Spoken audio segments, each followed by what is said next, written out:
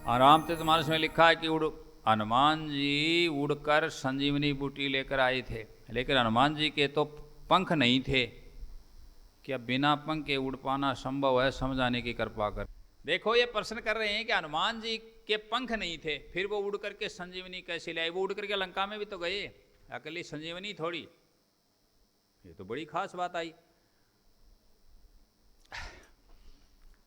सुनो ध्यान से, हनुमान जी के पंख नहीं थे फिर भी उड़ते थे, तो कैसे उड़ते थे? ये कोई जरूरी कि पंखों से उड़े हैं? हनुमान जी थे कि नहीं थे, क्या बात थी, इसको छोड़ो। अपने को तो ये समझना है कि पंख से उड़ा जाता है क्या?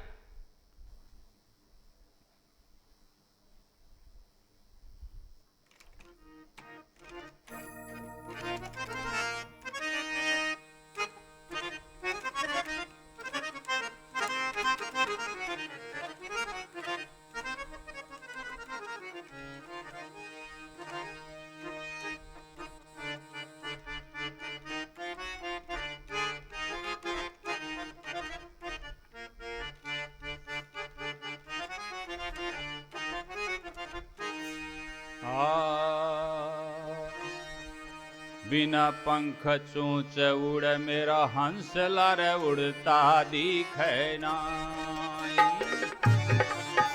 बिना पंख चूंच उड़ मेरा हंस लार उड़ता दिखे नाई।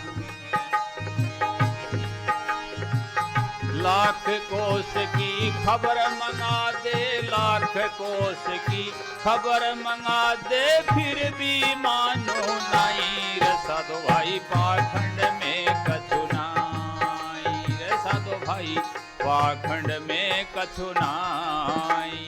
ये लो प्रमाण।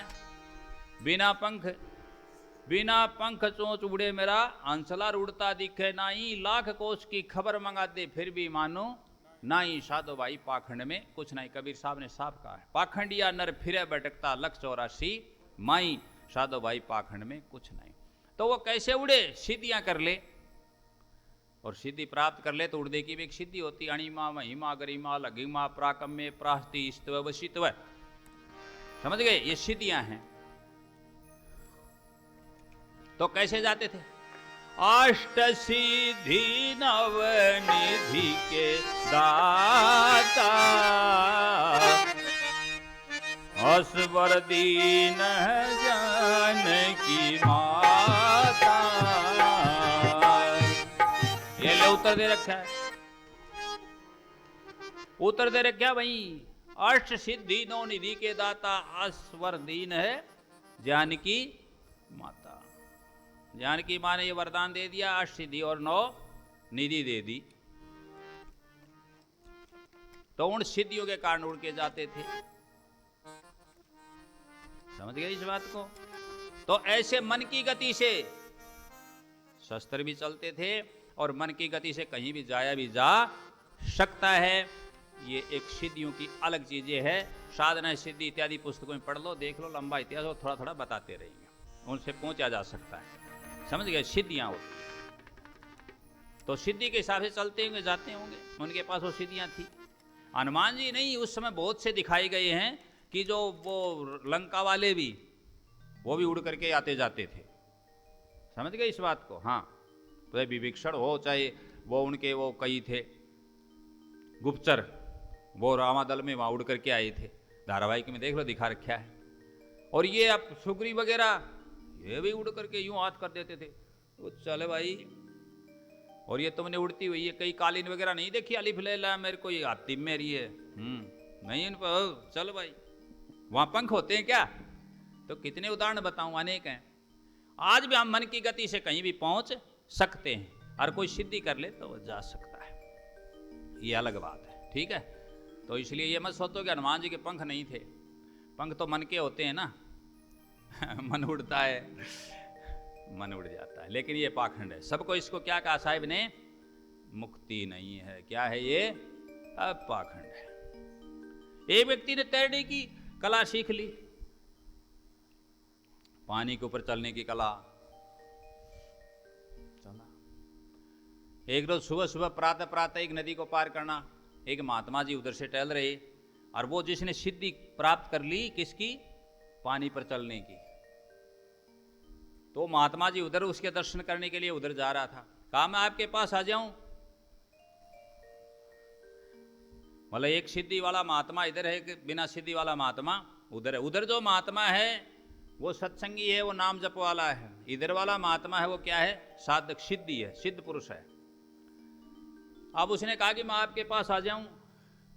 कहा जाओ। नदी गहरी और तेज बहाव, वो तो आराम से पानी के ऊपर से चल करके पहुंच गया महात्मा जी के पास, उस किनारे।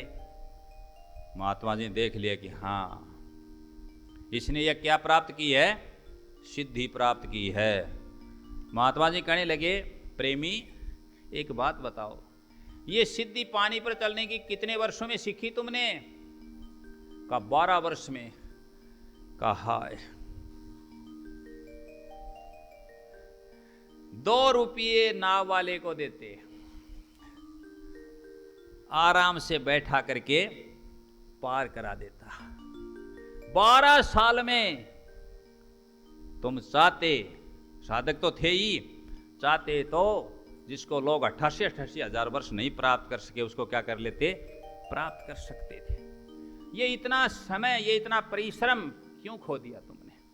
ये तो 2 रुपये में कर लेते ये काम। तो भाई नाव खड़ी थी वहां, नाव वाले को देते, 2 रुपये में इधर ले आता। तो वहां सिद्धियों का महत्व नहीं है, इस मार्ग में सिद्धियों का कोई महत्व नहीं है। समझ गए इस बात को?